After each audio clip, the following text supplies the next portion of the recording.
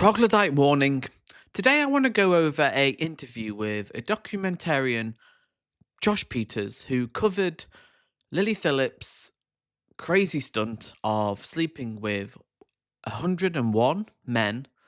She's a OnlyFans model, a porn star, and sex worker. And it really poses the question, why did she do it? Which I think really is asking the philosophical question of why does anybody do anything?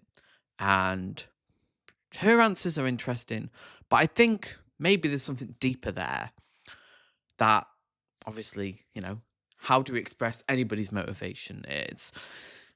We're very complicated and often contradictory beings. So let's get straight into the video and break down why Lily Phillips did what she did. So who is Lily Phillips? Why did you want to make a documentary about her? So Lily Phillips is a porn star and adult content creator who makes the majority of her living off of OnlyFans. I came across a podcast clip of Bonnie Blue, who's another adult content creator, talking about a stunt her and Lily had done at Nottingham University, where they were inviting freshers to come and have sex with them, and they were filming that for OnlyFans content. After seeing that podcast pop up, I then saw a tweet from Lily, who I hadn't heard of before, pop up, advertising for a stunt where she was going to be sleeping with 100 people in one day in London and filming it for OnlyFans content. Happened to see that at a time where we were looking to pivot into the documentary world and thought this is a really interesting story. This is something I want to understand more. And not just understand the story more, but also understand Lily Phillips more, because all I'd seen of her were clips of her appearing on podcasts with the type of people you'd imagine to have sort of portraits of Andrew Tate on their wall. And it didn't feel like anyone was actually, really talking to her and really trying to understand her. It more just felt like there were a lot of clips going out of them saying aggravating things and trying to annoy people on the internet. So I wanted to understand a bit more about who Lily Phillips was. yeah, I've seen a lot of discourse on the right just calling her names, just saying she's disgusting, she's, just.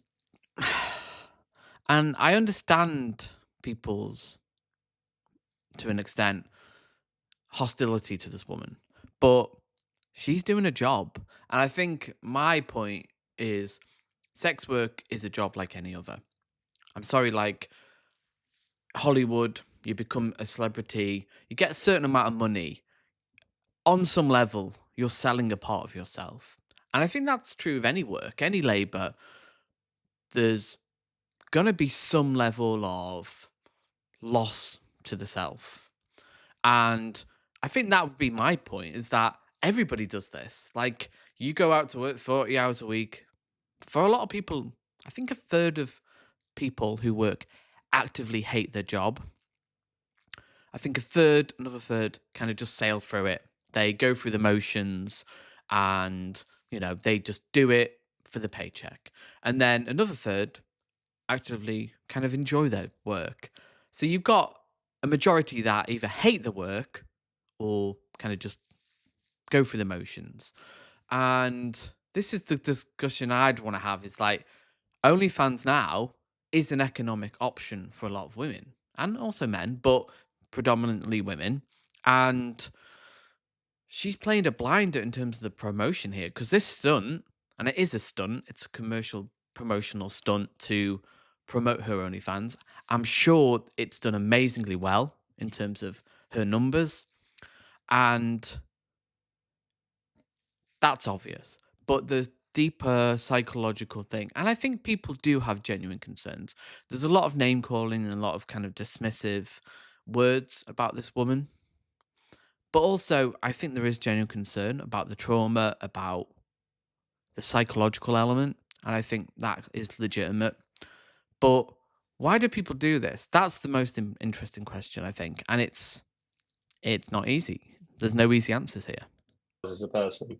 So you make this, you go and you set about making this piece. And at the start of the film, it's sort of slightly jokey and jovial and seems to be taking the mick out of a bit about out of you because this is slightly uncomfortable for you to be shown the sort of the how can we put this carefully on the radio, the accoutrement that she might be using in some of her videos.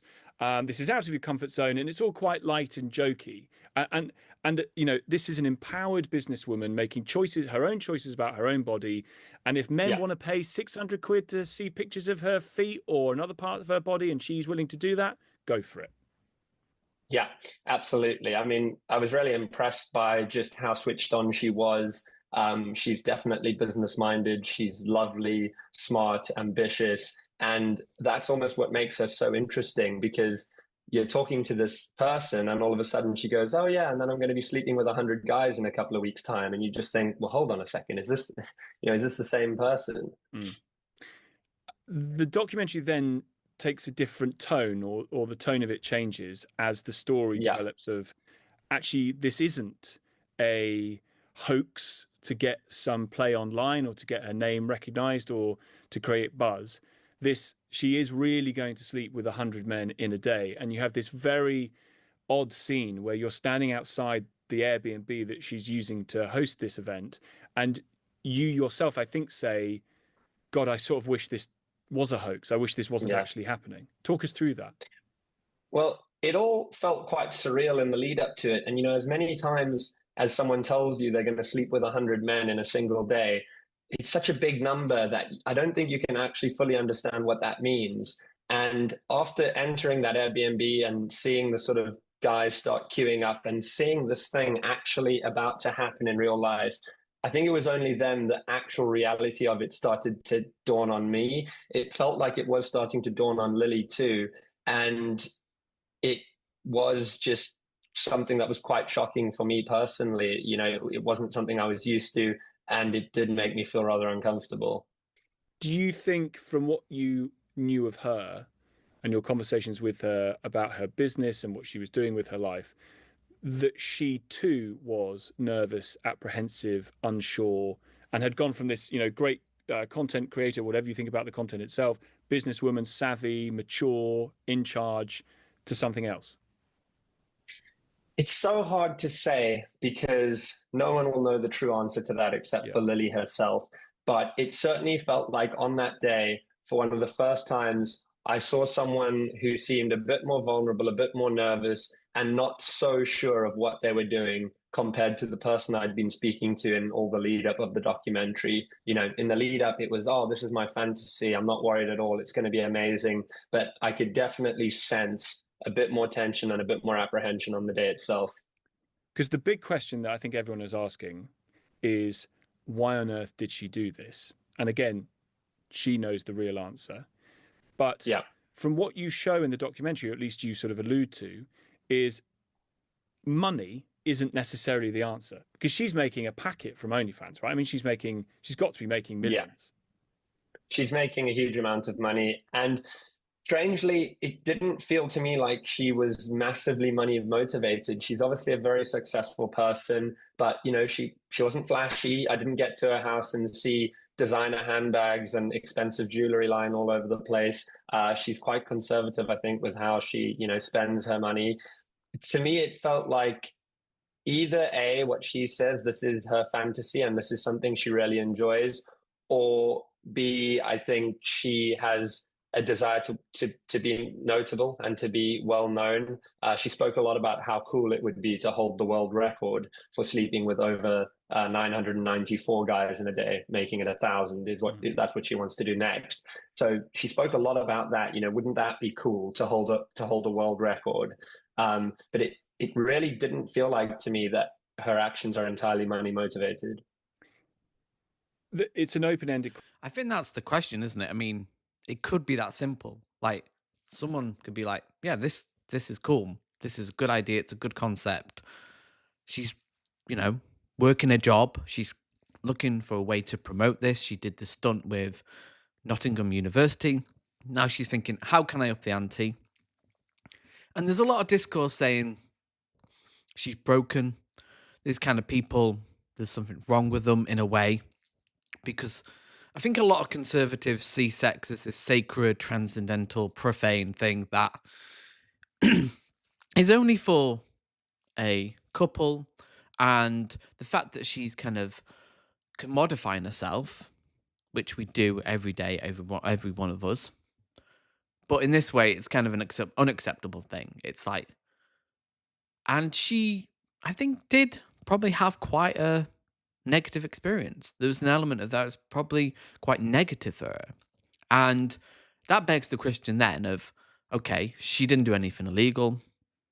She has freedom to do this. She isn't really harming anybody else but herself, potentially. And that raises the question then, do people have the freedom to harm themselves? I'd argue we do it every day. We eat fast food, we have sedentary lifestyles.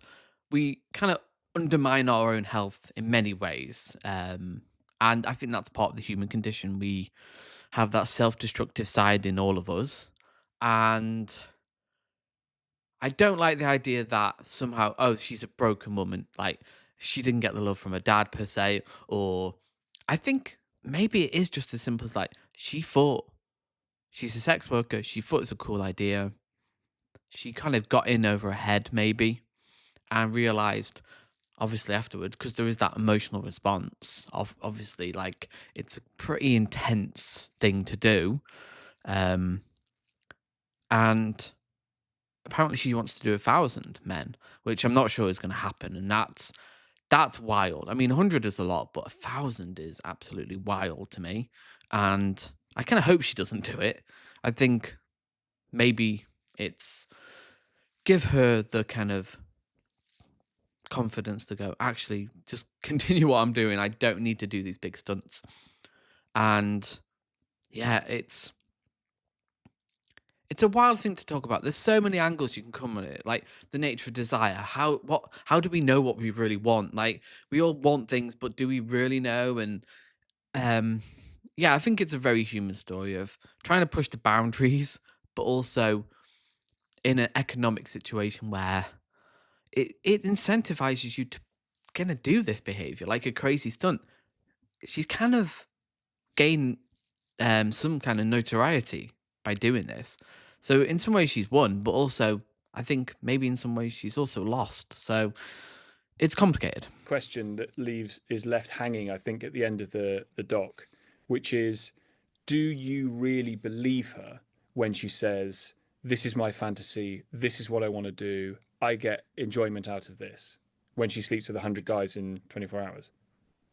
I think it's so interesting. And I think it's actually such a nuanced point. And I think that's what's been missed by a lot of the commenters online, as it so often is. You know, there's quite a few different schools of thought going around, and everyone is so sure in their sort of conclusion of this documentary. On the one half, you've got people saying that, you know, she's soulless and this is terrible, and how can she do this? On the other hand, we've got people saying it's liberating, she's a businesswoman. But I think there is so much more nuance to things than we often give credit for. You know, I think at times she definitely feels, oh God, like, what am I doing? Am I making a mistake with my life? Am I going to regret this someday? And I think at times she goes, this is brilliant. I'm making loads of money. I'm becoming extremely famous. I have all the time in the world to do what I want because I have a career that allows me to do that. So, you know, I think there's a lot of nuance to it. The main question I actually wanted to get to with her, which I tried to in the documentary, but I still don't feel like we fully got there, was, has Lily Phillips fully thought about the consequences of her actions? Has she considered fully what her career and what she's doing now is going to mean in years to come? And that was all I wanted to try and ascertain from her. You know, I wasn't there to judge what she was doing and whether it was right or wrong, just to make sure that she was actually comfortable in what she was doing and she'd fully thought it I mean, I through. guess part of the answer back might be, who cares about what the consequences are? If she wants to do it and she's happy with doing it and it's all okay, consequences are for other people. Mm. But I didn't watch that coming away thinking, oh, she was definitely in control of that situation. Not least because there's parts of the piece where you seem to be the only person around her. Bearing in mind she's got a team of 9 people, Mm. you seem to have been the only person to have raised the issue of security. You seem to be the only person who raised the issue of checking whether these guys have got STIs or how to make sure that they don't. I mean, none of it felt thought through, not even just in any sort of sense of longevity or career or reputation, but sort of physical damage, none of that seems to have been thought through at all. Yeah, it definitely, organizing an event involving over 100 people is no small feat, especially not one like that. But I think it plays into the whole conversation of content creation in general and Yeah. content creators. Gone are the days of actors only being able to make movies at the mercy of movie studios, or musicians only being able to record songs at the mercy of music labels. Creators now have the power to do whatever they want, just about, as long as it's within the confines of the law. And it leads us to situations like this. We've seen Logan Paul in Japan filming something he shouldn't have filmed, which obviously, went really Yeah. badly for him. We've seen real extremes taken with online content creators. And it is because they have that sort of autonomy to film what they want and make whatever they want. And also, there's the incentive to grab attention. Like, as a YouTuber, a content creator, we live in a attention economy where you've got to stand out and push the envelope. And that's what you're incentivized to do. You're incentivized to go to the edges and really push what is acceptable. So, in that sense, does she have autonomy? I mean, yeah, you could argue she could be happy with what she's got. She's making money. But if she wants to get further in her career, if she's thinking, okay, well, I've hit this level, I want to get higher. Well, people do all kinds of crazy stuff online. I mean, you spoke about Logan Paul, the amount of crazy pranks that people do and weird shit that is all about getting clicks. And that's the world we live in now, where people want validation to an extent through people like coming to them and saying they're great and kind of, giving them money. And I think that's what I think maybe people are concerned about is where is this going? Like the extremes of content creation and the fact that you can just do what you want. Like if you're a content creator, you can just have an idea and just do it. And it could go well, it could not, it could ruin your career. And yeah, it says a lot about our times in terms of the economic landscape, what jobs are available, and also how we view sex. I mean, a big part of it is how we view a woman's choice to have sex with 100 men. I mean, that question itself. There's a reason why conservatives are getting upset with that idea. Like, how can she do that? She must be broken. She must be traumatized. There must be something missing in her. But what if she does just like having sex? What if she does want to just propel her career a bit further? Would we have a comment about that if it was another area of work? If she was a YouTuber and she was kind of doing something a bit crazy, a crazy stunt? No, I think it's that moral judgment of sex. It's the morality of sex and the morality of, should women be able to decide what they want to do with their bodies? And even if there are negative consequences to that. I mean, I'd argue with freedom comes the freedom to make bad decisions and maybe do things you're going to regret.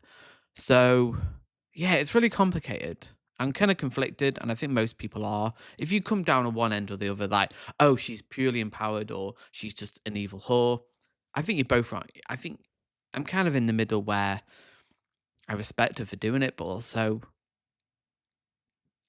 does she have to do this? I mean, that's the question.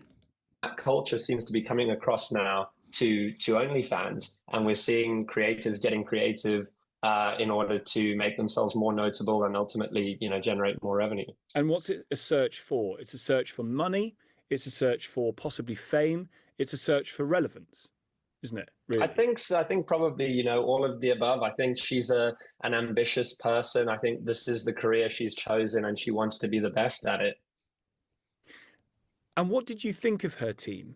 I mean, again, there are scenes in it which talk to whether it's her. Which sounds crazy to some people, but that's somewhat admirable, in my opinion. Like, she's found something she's good at, sex, and she wants to be the best of it, and she wants to push the envelope. She wants to be known. She wants to, dare I say, innovate, which sounds crazy, but In any other medium, in any arts, theatre, acting, whatever, you could say like, great, she's. But I think it is that morality that people just have a hard time with. Like, sex is this sacred thing that is, it's magical, it's potent, it's this thing that you don't mess around with. Her agent or sort of main organizer person who seems to have had a really great day meeting all these guys who are queuing around the block to have sex with their client, because she meets loads of people and she networks. I mean, I just Yeah. found them like, I mean, they're the modern day pimp. Really, it was horrible. Yeah, I can see how that comes across in the documentary. Look, I don't think I met a particularly mean-spirited person within Lily's team. I think, ultimately, uh, these are all quite young individuals and they are dealing with quite serious things. And I think they are honestly trying to do their best. And, if we're kind, we perhaps say that they're naive in how they're going about things. But as Lily's assistant says to us in the documentary, this is something that Lily has stated time and time again that she really wants to be doing. And if that's what she wants to be doing, they're going to help her do it. So that's their view on the matter. But it's obviously divided opinion online. Yeah. Um, you have made your name through content creating, YouTube. Yeah. You've made a lot of very famous people look very silly in very fun and interesting ways. Um, do you feel like the boundaries of this are being checked now as people search for ever more viral ways of creating that content, that there's going to have to be a sort of a checking mechanism that says actually this is way too far? I mean, 100 men in 24 hours was one thing, 1,000 Yeah. is the next project. I mean, that's just crazy. Yeah. Yeah, it's hard to see how it's possible even, but that's what she says she wants to do. Look, I'm a 31-year-old YouTuber. I'm probably not the right person to be deciding on what laws should be implemented and what shouldn't. But I can certainly say it's been really interesting over the last 10 years of me creating content to see how the content creation industry has grown and changed. And I think that's what placed me in a unique position to be able to try and tell this story, is that, I've grown up in this world and Hmm. been exposed to it and seen it evolve and change. So it felt like something that I really wanted to investigate and explore further. But I don't know, to be honest with you. I don't know where the line is drawn. It's a really tricky thing with liberty and with the freedoms Yeah, that we're quite, afforded quite. nowadays. It's who makes the rules and where is the line drawn? I mean, what she did on the 19th of October was completely legal. There were no laws broken, Hmm. so it's a tricky one. But I'm happy I'm not the person who has to make that legislation. Do you view her as a victim, and if so, of what? No, I don't. I don't view her as a victim. I mean, I've only been able to, I don't have all the information. I only have what she has to tell me, and I have to go on that. But from all that I know is she started posting to OnlyFans when she was in university. She then dropped out of university because she was doing so well from it, and that progressed into her porn career and into her OnlyFans career. And from everything she tells me, her parents know what she does. They Yeah, are at peace with it. yeah. God. She's at peace with it. So I've only got her word to go on. I mean, she didn't seem at peace with anything at the end of that day. I mean, she looked Yeah, broken and defeated and actually traumatized. And there was descriptions of what I guess therapists might call disassociation. yeah, It was horrific to watch. I don't know how it yeah. was to be It in the was. room and to film it.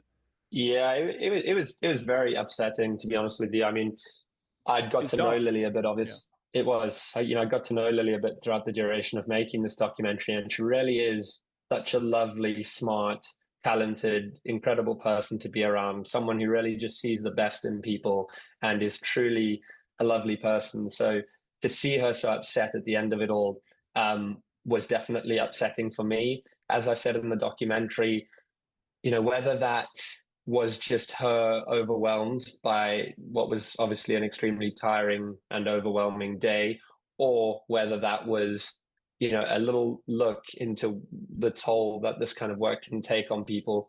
I don't know. We left that open ended within the documentary. It's not for me to say or to offer an Sure. opinion on that. I think our job was to try and show some truth on this matter and let people make up their own minds. And just finally, we can't let this pass without drawing attention to the fact that it does take two to tango. Yeah.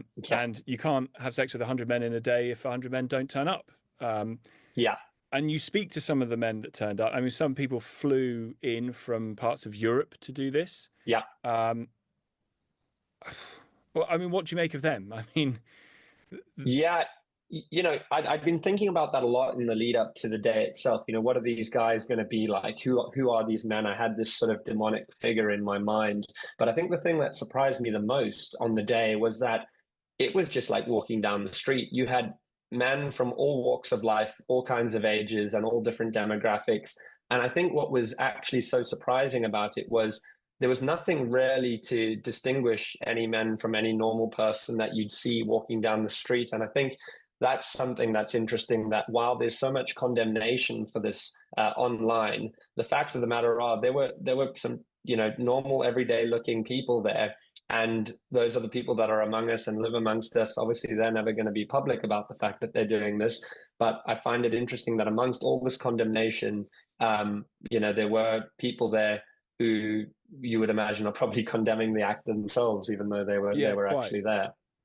Quite, because they will have added in a small way or be 1/100th of any trauma that she might have suffered. And you just wonder whether they have gone home thinking about that or worrying about that, or whether they don't care.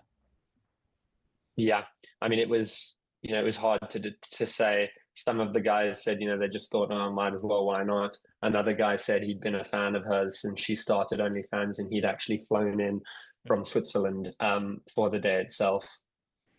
Are you going to film her attempt to have sex with 1,000 men in 24 hours? Is that something that you'd want to do? No, we have no plans to. I think we wanted to tell a story here about a bit more insight into who Lily Phillips was. As I said, I think up to this point, all we'd seen of Lily was podcast appearances and clips here or there where no one was taking the time to actually talk to her like a human being. It was just, oh, you're going to be doing this with this many men, or aren't you such a this, that, or the next thing? And there was no actual care or time taken, it felt like, to find out who this person is, why they're doing this, whether they want to be doing this, and what the ultimate reason for all of this is. And I hope we got near to some of that truth within the documentary, and that was certainly our ambition with it. Who is? So, I think, again, that's a great point. It takes two to tango. These men, 100 men, also chose to be part of this crazy stunt. And again, will they see it as, I may as well do it? Kind of some guy flying over from another country. What does it say about our society where a woman kind of drops out of university to pursue this career? She's making a lot of money, and maybe she feels compelled, or maybe she doesn't. Maybe she just does want to do it for fun. Maybe it is her fantasy. That's the thing. We never know. Like, people are so complex that people say a lot, but what do they really mean? What do they really want? Why are they doing it? What are their true motivations? We will never know, in a sense. I think we should listen to what she says and take it that maybe she does this. It's a cool thing to her. She wanted to do it. She wanted to push the boundaries of her job, her career, what people are doing in that space on OnlyFans. Tell me your thoughts below. I think it's complicated. I think, again, there's a question of freedom, desire, sex, morality of sex, but also the consequences of that, the consequences of freedom, to be able to just kind of just push the envelope and get recognition for doing crazy things. I mean, we've always done it. It's a very human thing. And yeah, comment below, and I'll see you in the next video.